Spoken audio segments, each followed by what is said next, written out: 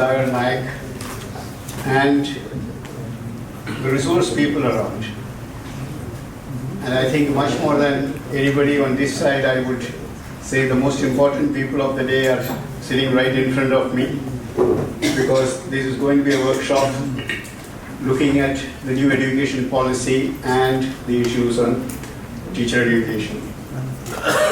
First of all, I must congratulate Mahi, Padi team, Diet, ESRT, all of you for embarking on a very important dialogue today. I think UP and DK has the history of leading educational reforms in this country, and I am sure this is the first of its workshop looking at the teacher education and new education policy and what are the challenges and moving ahead. And I think that this thinking and being before anybody is making the significant difference in the way that education is in these districts and how these districts hold that kind of a position across the country.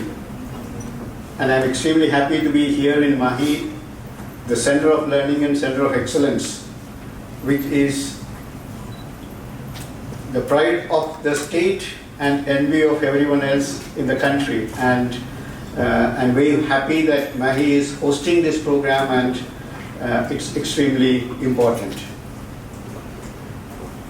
Now, I do not know if I am the right person to give a keynote address on this subject. And I know that people sitting here in front of me and on the dais have much more experience as teachers, teacher educators, and have made significant contribution in this field in this country. But looking at teacher education at crossroads, the first question I asked to myself was, are we on crossroads?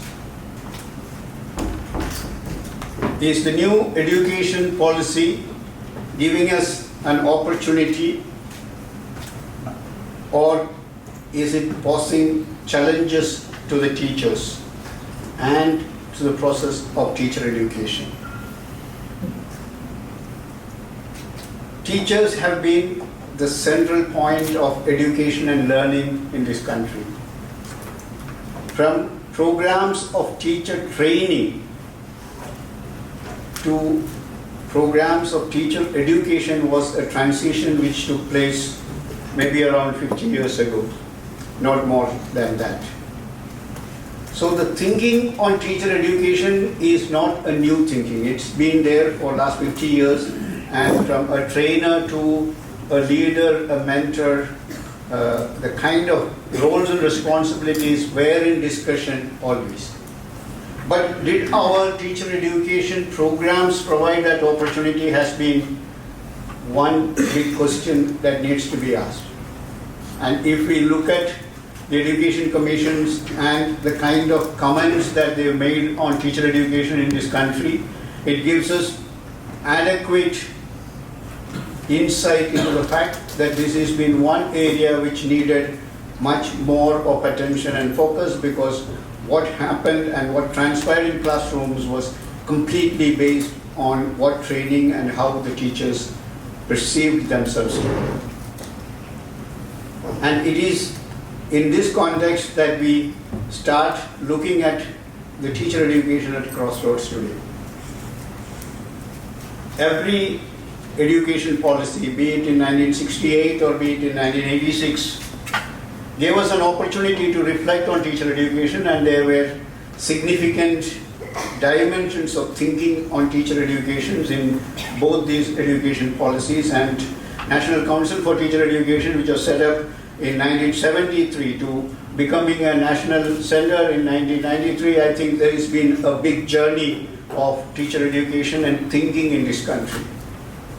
But even before that, from the concept of Gurukul education, which was centered on a teacher-student relationship which was also spiritual in nature, to the kind of thinking and action that happened in Buddhist education, where the pupil had the responsibility of choosing the teacher, and the teacher used methodologies which were not just transactional in nature in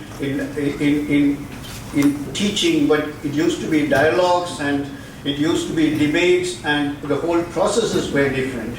I think we have lost out a lot of that learning in our modernization of the teacher training and how we have been doing it. Therefore, my thoughts have been primarily on how do we move towards a pupil-centered, a student-centered teacher education process. If we are looking at what is it that we are going to be transacting as teachers, or what is it that the teacher education in the proposed new 4-year teacher education program going to be, what should it be, and how is it that this thinking process that happens today give direction to the country in terms of the content. And I'm very happy that it's happening in Mahi. This would, I am sure, be one of those centers of excellence in really demonstrating what this 4-year teacher education program can be. Because this is an opportunity for someone who is so much into education to demonstrate that this is the potential and this is how it can be. And when we look at this whole process, I was just thinking, like, how do we really look at this opportunity? For me, this is a big opportunity.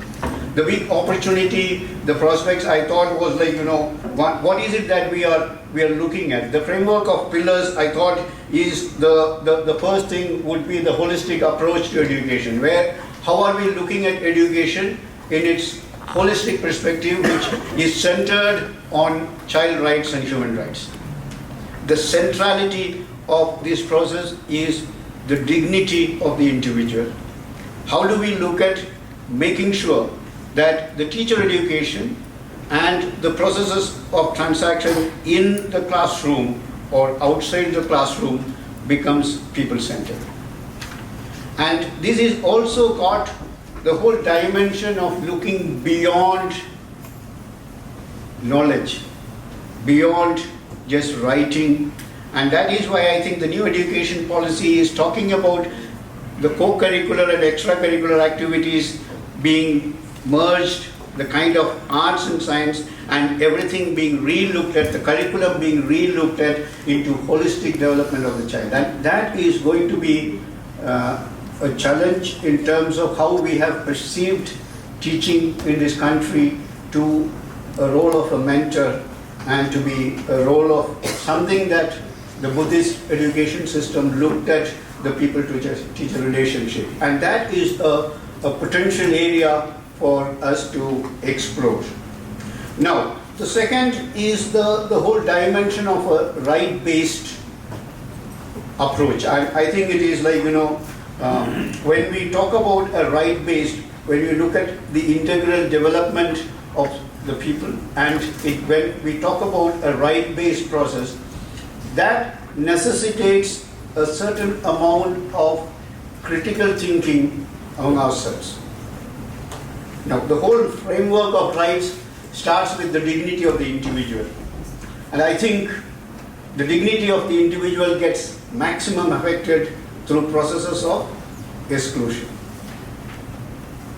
Disempowerment and exclusion, if it is part of the process of teaching learning processes, it becomes a big challenge. And I think the new education policy in that matter has not done justice to a segment of disabled children in terms of education integration and that opportunity which was there to really find this space for that integration to happen. And when we are talking about exclusion in the classroom, from my own personal experiences, I have seen many children with learning difficulties, cerebral palsy or otherwise, not able to continue their education beyond a point. And I think one big challenge or one big opportunity that was there which could be looked at screening of children from early childhood to, we're talking about 10% of such children who can actually be at that level, and that integration is one opportunity which is not been fully addressed in the new education policy, and that puts a challenge in the teacher education. How do we really educate our teachers? How do we really make sure that teachers are able to deal with this process in the teaching learning processes, and how do we train ourselves in this is going to be one question. Most interestingly, out of the 217 members of the new education policy drafting committee, there wasn't even be one teacher, which I thought is being a disservice to the country in terms of how do we really look at teachers, how do we respect teachers in this kind of policy formulation. When we are talking about education policy, we do not have teachers doing it. It's like a non-teacher talking to you right now. And I think this is a misnomer which is there, that we do not see the excellence in teachers, we are not able to use that. And that, I think, is a rightful space which needs to be looked at in our way ahead. And I think that is going to be one of those great opportunities that we have. And I think it's also like, how do we really look at some of these changes and teacher education in terms of promotion, and how is it taking us forward in terms of opportunities. I think the new education policy gives immense amount of description on the possibilities of teacher building, in-service training of teachers. Now, every right word to be used for a teacher, but the other side of the question is, does the new education policy provide that opportunity to teachers? Does it make opportunities for teachers to be passionate? Do we give adequate recognition in the whole process? How do we build in this process of building the dignity and respectability of teaching staff in this country, teachers in this country? I think there has been a downslide on respectability which existed for teachers. And how do we really create that space where this becomes part of the process, how we look at teachers? When everybody themselves claimed to be professionals, we are seeing, like, the new policy talks about next 10 years also we are going to continue with the B.Ed programs of 2 years. It's only after 2030 that we will do away with all such programs and only have 4-year programs. And you just imagine a situation when 10 years and then another, the kind of recruitments will not stop till then. The teaching, the processes which will be happening inside, and what is going to happen to the existing teachers, how are we going to retool, or how are we going to be, how quickly, I mean, like, for example, Karnataka has one of the strongest diets and training centers in the country, and it might be feasible in a state like Karnataka to do this. But what happens to the other parts of the country? How do we really look at this kind of retooling, and how are we looking at repositioning the teaching staff of this country to adapt themselves to these new challenges? And this is a change in perspective. When we are looking at from a people-centered learning, I think a whole lot of discussion in this policy is talking about envisages teachers as most important members of our society and the torchbearers of change. Just imagine the words used, the most important members of our society. And I think it's what has happened, Dr. Sudhagar would actually agree with me. We did a recent research on what is the societal perception and who are the most respected people. Till 20 years ago, it was the teachers. Now it is doctors and the medical professionals who are seen to be the most reliable, trustworthy, and most in terms of repositioning that has happened. I think this is a challenge to the teacher education process itself. How do we really reposition and reclaim that kind of the most important position in society as teachers. And that repositioning in itself becomes very challenging, not just because it will not be possible just by doing a 4-year course, but it will be possible only by giving that spirit of teaching which would be completely different and which would move us towards gaining that automatically. And that, I think, is going to be a big challenge in the way that we look at teacher education. And the policy is talking about a lot of merit-based scholarship to be instituted to enable outstanding students from underprivileged societies and from rural areas to be coming up, which I thought is a very good attempt to be made. Because I know in Karnataka, for example, if we wanted teachers in Raichur and in difficult areas, people from other areas will come, become teachers there, and after 1 or 2 years run away from there. And most of our districts in such places, we have issues on teachers regularly being there.